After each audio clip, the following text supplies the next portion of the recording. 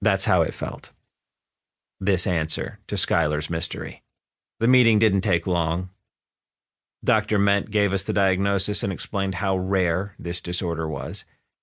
It had taken them 3 weeks to figure out what Schuyler had, she said, and even then only with the help of a geneticist in Chicago who was the leading researcher in this field.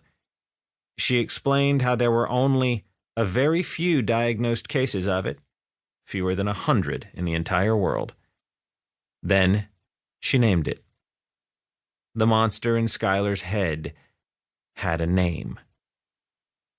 We sat and we listened.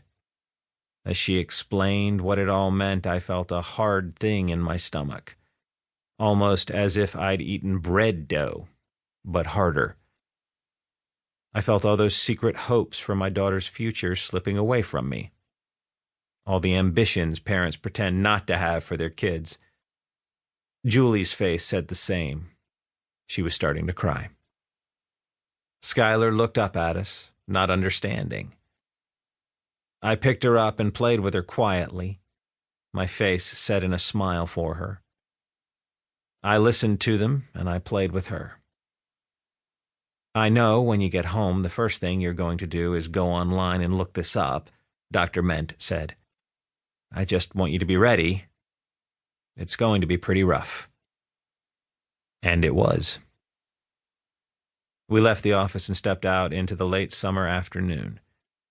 Julie cried, and I walked ahead a short distance with Schuyler. She spun and danced and laughed, pulling me along, frustrated at my slow pace and totally unaware that the world was a different place than it had been an hour before. Nothing had changed. Everything had changed. Part 1. A Monster Hiding.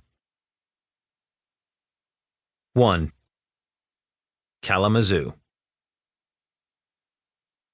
Julie's pregnancy wasn't a huge surprise to us. I suppose it shouldn't have been a surprise at all. We'd been married a few months and we'd been discussing the future, one with fabulous new jobs in some exotic new location that was in no way Kalamazoo, and that future had kids in it too. Julie was young, in her early 20s, and I was starting over after a childless first marriage had sucked the life and the better part of a decade out of me.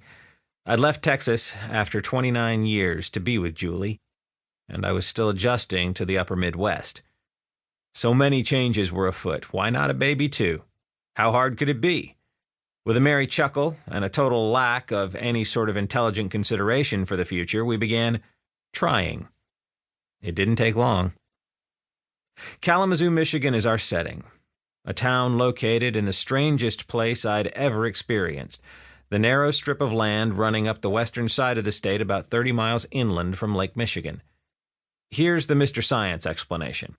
During the winter, which in Michigan lasts roughly 6 months, big fat clouds suck up moisture from Lake Michigan and then move to the east over the landmass of the state. About 30 miles in, the moisture starts to freeze and dumps snow on the poor, exposed earth below.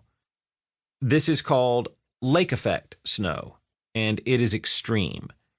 The first time I experienced it, I woke up one morning to discover that 32 inches of snow had fallen in the hours I had been sleeping, warm and ignorant, in my bed. 32 inches. I took pictures.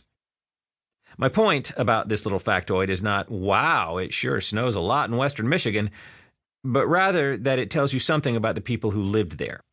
Long ago, when fur trappers and Indians were the only humans who were trudging through this 32 inches of lake effect frostiness, settlers arrived, saw this meteorological weirdness, and said, "Jebediah, by golly, we found our home." It wasn't just Kalamazoo either. Grand Rapids, which is neither grand nor possessing rapids, falls under the lake's crazy spell too. Michigan is a state founded by masochists, and probably not the fun kind either. When I look back on our days in Kalamazoo, I find myself missing it more than I ever would have thought possible at the time.